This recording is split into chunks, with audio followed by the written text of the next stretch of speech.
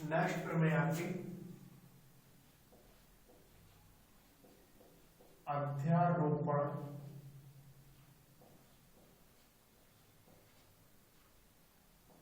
प्रमेय। तो अध्यारोपण प्रमेय के अनुसार क्या होता है, इस प्रमेय के अनुसार अनेक विद्युत वाहक स्रोतों की उपस्थिति में किसी प्रतिरोध में धारा का मान प्रत्येक विद्युत वाहक स्रोत के कारण प्रवाहित धाराओं, जबकि अन्य विद्युत वाहक स्रोतों को उनकी आंतरिक प्रतिबाधा से प्रतिस्थापित किया गया हो, के बीज गणितीय योग के बराबर होता है। अर्थात अध्यारोपण प्रमेय के अनुसार यदि किसी परिपथ में अनेक विद्युत वाहक स्रोत उपस्थित हैं, तो किसी एक प्रतिरोध में प्रवाहित धारा का मान प्रत्येक विद्युत वाहक स्रोतों की कारण प्रवाहित धाराओं के बीज गणितीय योग के बराबर होगा। कहने का मतलब ये कि ये हमारा कोई परिपथ है, इसके अंतर्गत ये विद्युत वाहक स्रोत, ये रेजिस्टेंस,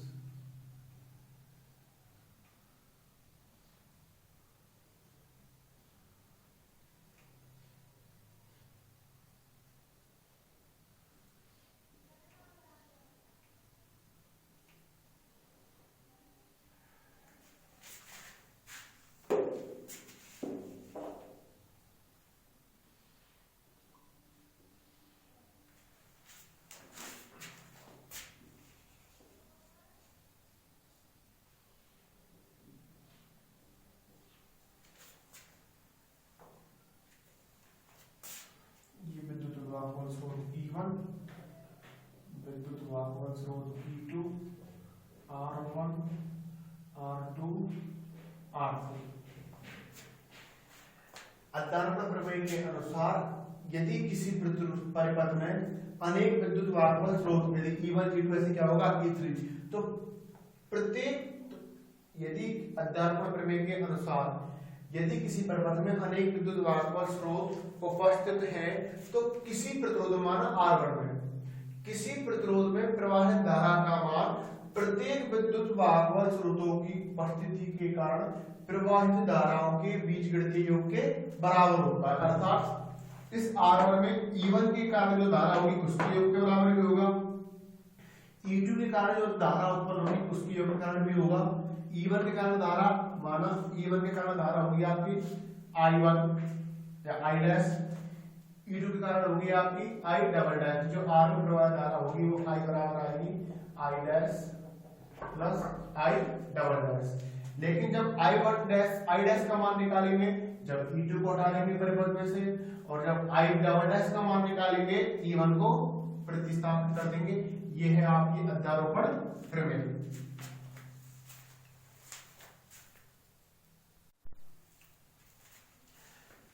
जब I1 डैश का मान निकालेंगे A2 उपस्थित नहीं होगा, I1 डबल डैश का मान निकालेंगे तो E1 उपस्थित नहीं होगा, और I1 और I1 डबल डैश का मान किसके बराबर होगा, इस प्रतिरोध में से प्रवाहित धारा I के बराबर। ये था आपका अध्यारोपण प्रमेय का कथन। इसलिए फर्स्ट निकाल रहे हैं हम विद्युत वाहक स्रोत E1 के कारण प्रवाहित धाराओं के मान, जबकि परिपथ में से E2 क्या हो अनुपस्थित। तो अब जो परिपथ बनेगा वो क्या बनेगा, ये लो आपका परिपथ,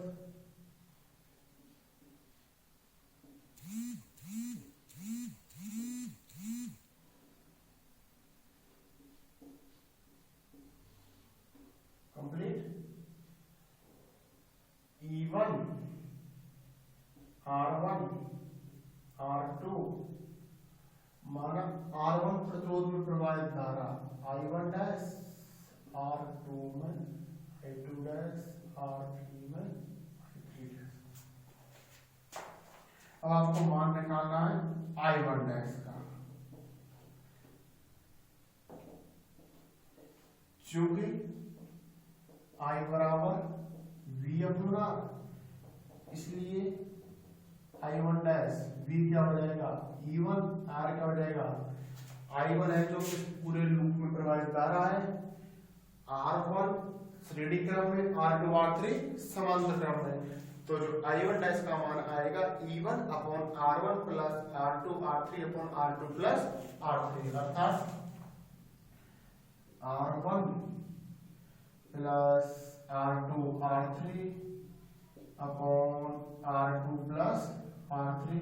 सॉल्व करेंगे, E1 ये कहा जाएगा ऊपर, तो E1 R2 plus R3 upon इसका मल्टीप्लाई इससे होगा R1 R2 R1 R3 R2 R3।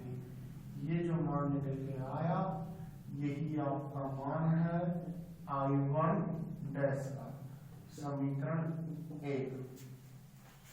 इसी प्रकार निकालना है आपको I1 प्रतिरोध R2 में से प्रवाहित धारा I2 डैश, ये I2 डैश, I2 डैश, ये आपका लूप फर्स्ट हो गया, ये आपका लूप सेकंड हो गया।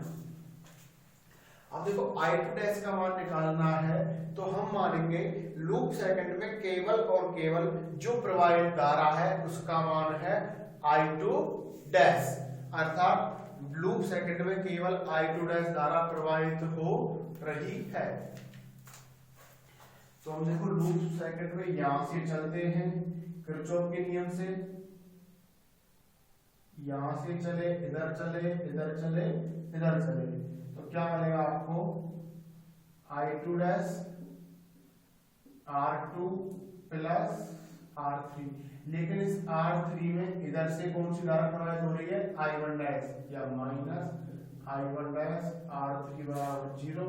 तो यहां से आपको मिलेगा I2 dash R2 plus R3 बराबर I1 डैश R3, या I2 डैश बराबर I1 dash R3 upon R2 plus R3।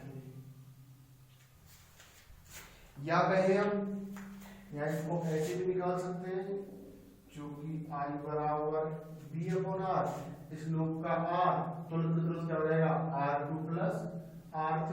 लेकिन V बराबर क्या होता है IR, धारा प्रवाह कौन सी हो रही है I।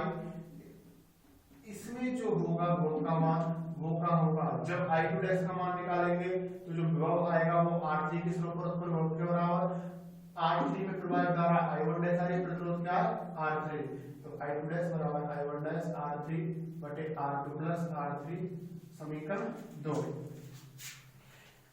यदि समीकरण 2 में समीकरण 1 से मान पुट करें,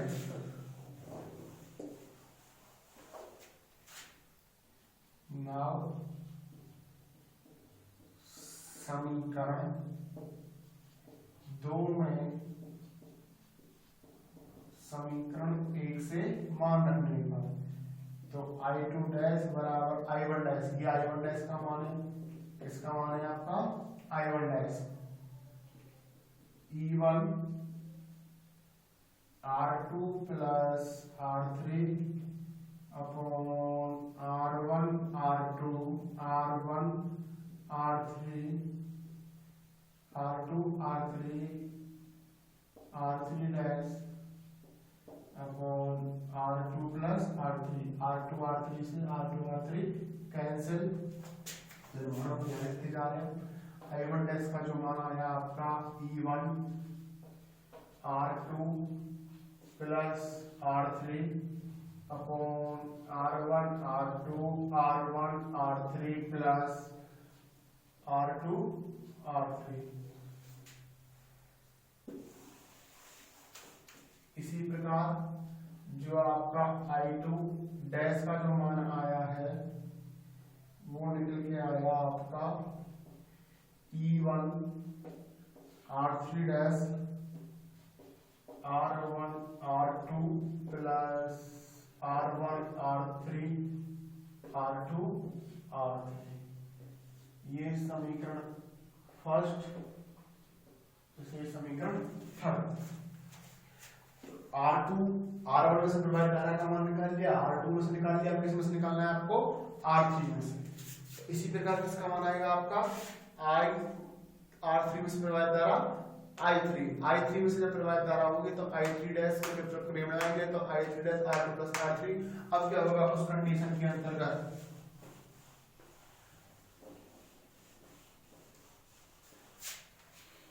जब R2 में निकाला तो क्या माना, इस लूप सेकंड में केवल I2 धारा प्रवाहित हो रही है।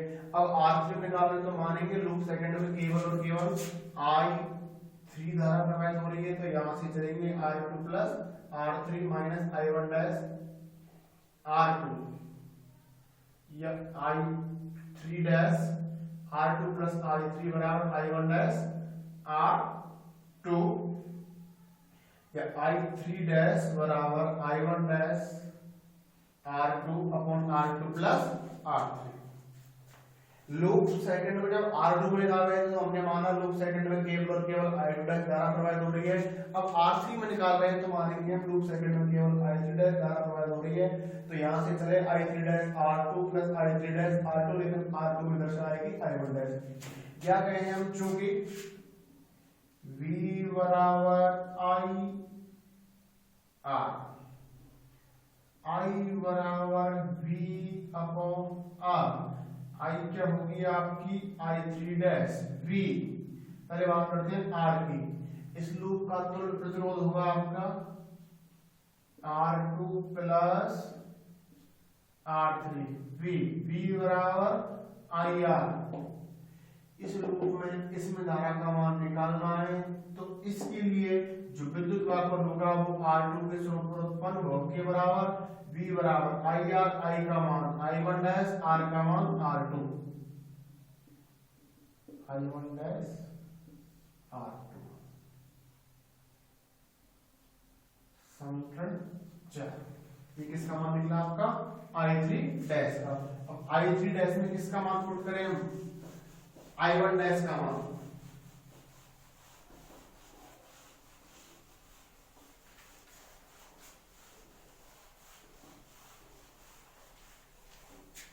देखो तो I3 डैश यहां लिख देते हैं आपको, I3 डैश बराबर I1 डैश। I1 डैश का मान क्या है, E1 R2 plus R3 upon R1 R2 R1 R3 R2 R3 into में क्या रहा है R2 upon R2 plus R3, R2 R3 से R2 R3 कैंसिल, तो ये आपका जो मान है वो किसका मान है आपका I3 डैश। तो I3 डैश के मान को यहां लिख देते हैं हम। I3 जो डैश का मान आएगा वो हो जाएगा E1 R2 dash E1 R2 upon R1 R2 R1 R3 R2 R3। समीकरण 5। इस प्रकार विद्युत वाहक स्रोत E1 के कारण प्रतिरोध R1, प्रतिरोध R2 और प्रतिरोध R3 में से प्रवाहित धारा है I1 डैश I2 डैश व I3 डैश के हमने क्या निकाले, मान निकाले। अब क्या करेंगे, प्रतिरोध विद्युत वाहक स्रोत E2 के कारण प्रवाहित धाराओं के मान ज्ञात करेंगे। कब, जब E1 क्या हो, अनुपस्थित हो।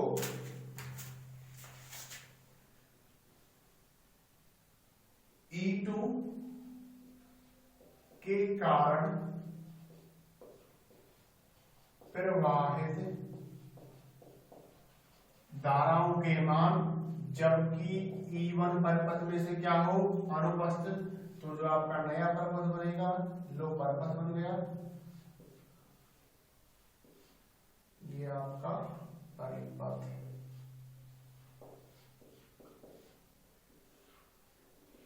ये विद्युत वाहक E2 R1 R2 R3 अब धारा इधर से प्रवाहित I3 डैश, इसमें धारा थी I2 डैश, इसमें धारा I1 डैश।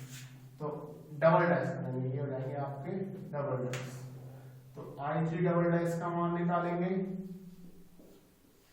क्योंकि I बराबर V अपॉन R। इस टाइम जो V का जो मान होगा वो किसका होगा, E2 का। R का जो मान होगा, ये श्रेणी दोनों समांतर, तो R बराबर मिलेगा आपको R3 plus R1 R2 upon R1 plus R2, या कहें I3 डबल डैश का जो मान होगा वो होगा V अपॉन R, या E2 upon R3 plus R1 R2 upon R1 plus R2। LCM लेके सॉल्व करेंगे, क्या आएगा, R1 R2 का आ जाएगा ऊपर, तो ये हो जाएगा E2 R1 R2 upon R1 R3 R2 R3 R1 R2। ये आपका मान है I3 डबल डैश का समीकरण 6। I3 डबल डैश का मान कैसे निकाला, I बराबर B अपॉन R। इस टाइम B किसका काम कर रहा है, E2 का। R क्या होगा, ये किसमें, समान श्रेणी में, दोनों समांतर। समांतर को सॉल्व करो, किसमें बनाओ, श्रेणी में। इस प्रकार आपका किसका मान आ जाएगा, I3 डैश का। अब I3 डबल डैश के मान के बाद किसका मान निकालना है आपको, I2 डबल डैश का मान। कैसे, जिस प्रकार से आपने I2 डैश का मान निकाला, ठीक उसी प्रकार किसका निकालेंगे, I2 डबल डैश का मान। तो जो I2 डबल डैश के लिए क्या आएगा आपका, I2 डबल डैश वाली कंडीशन के अंतर्गत I1 dash R1 plus R2 minus I3 dash R2। I2 double dash के लिए आएगा R2 plus R1 minus I3 dash R1। अब I2 डैश का मान निकाल रहे हैं, I2 डबल डैश बराबर क्वेश्चन है, किरचॉफ का नियम लगाएं तो यहां से चलेंगे हम। I2 डबल डैश हो जाएगा आपका R2 प्लस R1, लेकिन माना इसमें R1 में प्रवाहित धारा कौन सी, I3 डबल डैश R1। तो यहां से जो I2 डबल डैश बराबर मिलेगा, ये हो जाएगा आपका I3 double dash R1 upon R2 plus R1, समीकरण 7। या इसको ऐसे भी निकाल सकते हैं, क्योंकि I बराबर V अपॉन R। इस लूप में R का जो मान होगा वो किसके बराबर होगा, R1 प्लस R2। V बराबर क्या होता है, IR। I का जो मान है वो क्या है, I3। R2 के लिए धारा का मान निकाल रहे हैं, तो R2 के लिए विभव का मान क्या करेगा, R1 के स्वरूप पर विद्युत भागफल, R1 के स्वरूप पर विद्युत भागफल, R1 में धारा, I3 डबल डैश प्रतिरोध R1, अर्थात I3 डबल डैश प्रतिरोध क्या होगा, R1। तो इसलिए I बराबर मिलेगा, V का मान हो गया आपका IR। I का मान I3 डबल डैश, R का मान R1 upon R1 plus R2। Okay, अब क्या करें, समीकरण 7 में कहां से मान पुट करें, समीकरण 6 से। नाउ 7 में 6 से मान रखने पर तो I2 डबल डैश बराबर I3 डबल डैश का जो मान है आपका E2 R1 plus R2 upon R1 R2 R1 R3 R2 R3। ये तो किसका मान रखा हमने, I3 डबल डैश का, इनटू क्या है, R1 upon R1 plus R2। R1 R2 से R1 R2 कैंसिल, अर्थात यहाँ नोट करें हम, I2 डबल डैश का जो मान आएगा वो आएगा E2 R1 upon R1 R2 plus R1 R3 R2 R3, समीकरण 8। अब ये किसका मान आया आपका, I2 डबल डैश, अर्थात R2 प्रतिरोध में से प्रवाहित धारा। ठीक इसी प्रकार किसका मान निकालना है आपको, I1 डबल डैश। जब I1 डबल डैश का मान निकालेंगे तो मानेंगे इस लूप के अंतर्गत जो केवल धारा प्रवाहित है वो कौन सी, I1 डबल डैश, अर्थात I2 डैश धारा नहीं है। इसलिए किरचॉफ के नियम से चलेंगे यहां से, तो क्या हो जाएगा आपका उस कंडीशन में I1 डबल डैश होगा R1 plus R2 minus I3 double dash R2, ये I1 डबल डैश हो जाएगा I3 डबल डैश R2 गुण R1 प्लस R2, या फिर इसको ऐसे भी निकाल सकते हैं, क्योंकि I बराबर V अपॉन R, इस लूप का R क्या हो जाएगा दोनों के दोनों श्रेणी क्रम में, अर्थात R1 plus R2 complete. V बराबर IR, I का मान कौन सी धारा प्रवाह दोनों ही लूप में I3 डबल डैश, R का मान R1 के लिए निकाल रहे हैं, तो R1 के लिए जो विद्युत वाहक होगा वो R2 के समानुपाती विद्युत वाहक के बराबर है। लेकिन अब किसका निकाल रहे हैं हम, I2 के लिए, I2 के लिए निकालेंगे तो R1 के, और R1 निकाल रहे तो I2 के लिए, अर्थात I बराबर B का मान क्या है आपका I का मान क्या है I3 डबल डैश, R का मान क्या R2 अपॉन R आ गया आपका R1 प्लस R2। अब उपरोक्त समीकरण में समीकरण 6 से मान रखने पर, समीकरण 6 से मान रखेंगे तो ये हो जाएगा आपका I1 डबल डैश बराबर I3 डैश का जो मान है वो यहां से E2 R1 plus R2 upon R1 R2 plus R2 R3 R1 R2 into क्या आएगा R2 upon R1 plus R2, R1 R2 से R1 R2 कैंसिल, अर्थात I1 जो डबल डैश का मान आएगा वो E2 R2 upon R1 R2 R1 R3 plus R2 R3। इस प्रकार जब E1 परिपथ से आउट था तो E2 के कारण प्रवाहित धाराओं के मान आए, जब E2 परिपथ से आउट था तो E1 के कारण प्रवाहित धाराओं के मान ज्ञात आए। यही थी आपकी अध्यारोपण प्रमेय। अध्यारोपण प्रमेय के अनुसार था जो आपका I1, अब अध्यारोपण प्रमेय क्या होगी,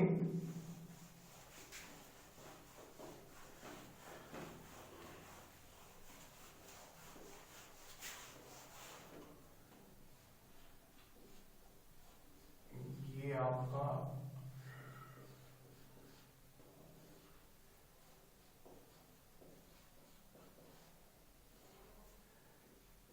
E1 E2 R1 R2 R3, माना इसमें प्रवाहित धारा I1, प्रवाहित धारा I2, प्रवाहित धारा I3। तो I1 का मान I2 का मान किसके बराबर होगा, तो I1 बराबर आएगा I1 dash minus I1 double dash, I2 बराबर आएगा I2 dash minus I2 double dash, व I3 बराबर आएगा I3 dash minus I3 double dash. I1 dash क्या थी, E1 के कारण प्रवाहित धारा, I1 डबल डैश E2 के, I2 डैश E1 के, I2 डैश E1 के, I2 डैश E2 के कारण, I3 डैश E1 के कारण, I3 डबल डैश E1 के कारण प्रवाहित धारा।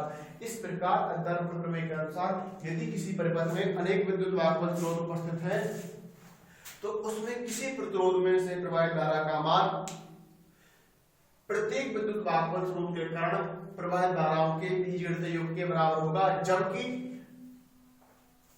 प्रत्येक विद्युत वाहक के कारण, जबकि दूसरा जो विद्युत वाहक स्रोत है वो परिपथ में से क्या हो, अनुपस्थित। अर्थात यदि E1 के कारण मान निकालेंगे तो, जब E1 के कारण मान निकालेंगे हम तो परिपथ से E2 आउट करना पड़ेगा, जब E2 के कारण मान निकालेंगे तो परिपथ से E1 आउट करना पड़ेगा। ये थी आपकी अध्यारोपण प्रमेय। नेक्स्ट कराएंगे संपर्ण प्रमेय, अधिकतम शक्ति संतरण प्रमेय, वो नेक्स्ट लेक्चर में कंप्लीट करते हैं।